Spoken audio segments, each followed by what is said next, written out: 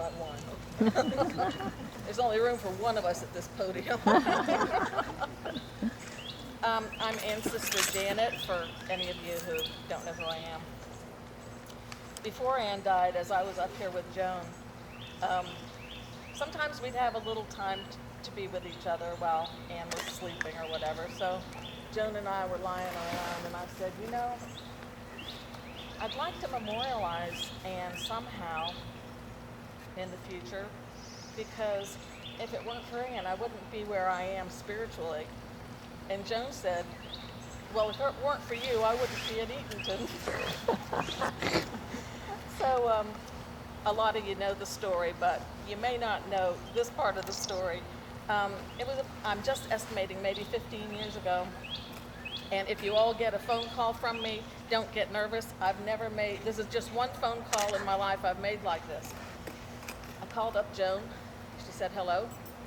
I said, Joan, you need to get right with the Lord. And I said, not that you're doing anything bad, but you just aren't close to him. You need to know where he wants you during the hard times.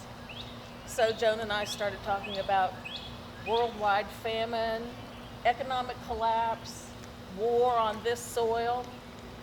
And she said, okay. And I thought, wow, that went over. You know, she's really going to seek the Lord on where she's supposed to be during the hard times. But it was that same day, a few hours later, I got a call from Joan, and she said, Janet, remember you called me up and said I needed to know where God wanted me during the hard times? I said, yeah, I remember just a few hours ago. And she said, well, I took all my maps, and you know I have maps from all over the place. And I laid them out in front of me. Now I'm simple, and the Lord has to speak to me in a simple way. Otherwise, I can't figure out the deep things. It has to be simple, and he knows I'm simple, and I'm just simple. So, okay. So she put out all her maps, and she shut her eyes, and she messed them around, and she pointed. Eatonton, Georgia? I don't want to live in Eatonton, Georgia. So I said, oh, Joan, I've been there. Bill and I go through there on the way to the mountains. There's the Uncle Remus Museum, and it's got a train track. Oh, let's go. Joan said, nope, I don't want to go. So for a few years, I kept saying, Joan, let's get vacation time together. Let's go up to Eatonton. Nope, I don't want to go to Eatonton. So Joan had her mind on other things. But as it turns out, the Lord had the answer to Joan and Ann's problems before they knew there was going to be a problem. You know, we don't have famine and we don't have war, and we're just headed into economic collapse. But the Lord knew that Ann's hard time was coming, and that her hard time would produce a hard time in Joan's life. And he had the answer, because he already had it planned for Marcia and Dan to be here, and for Marcia to meet the ladies that helped care for Ann and care for Joan during this hard time. And my request, I'm going to sound a lot like Ann, because after all, she nurtured me spiritually, but the greatest thing in our lives is to know where God wants us during the hard times. And I'll tell you where he wants us. It may not be Eatonton, Georgia, but it's hidden under his wings. He wants each of us under there, like a mother hen takes her biddies in when the thunderstorm is coming or a dog is coming. That's where the Lord wants each and every one of you, hidden under the shadow of his wings. One way that I've grown spiritually is being gifted by God in being able to hear him clearly, and well, fairly clearly, and I'm going to be growing in that. But I went to bed on April 15th, just a month and a half ago, and I woke up at 3 a.m. and I said, you know, I didn't know whether to believe for another healing for Ann. I didn't know whether we were supposed to give it up. I didn't know anything, but it seems like we were all at a point where, you know, just do something. And that was I just cried out to the Lord, do something. Just do something for Ann in her life. Do something. And I guess what I was looking for was his direction.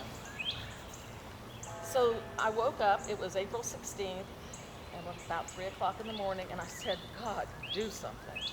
And I heard him speaking to me what he wanted Ann to know. He said, he says to Anne, "You have scaled the mountaintops. You have scaled the mountaintops, dragging unbearable burdens. Every burden you've carried will become a multitude of glories as your reward. Who else has been so brave? Who else has persevered?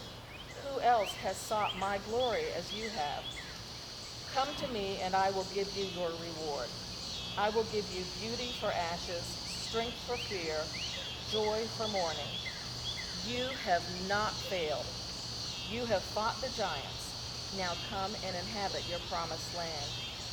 I love you with an everlasting love. Come home. Come home to where your heart has longed to be. Be not afraid. I am love, and I am all you longed for. I love you. You bring me great joy and tears of gladness. You're an aroma pleasing to me, a sweet-smelling savor, and I long for you. I am the love you have always wanted, and you have shown yourself to be the true bride that I desire.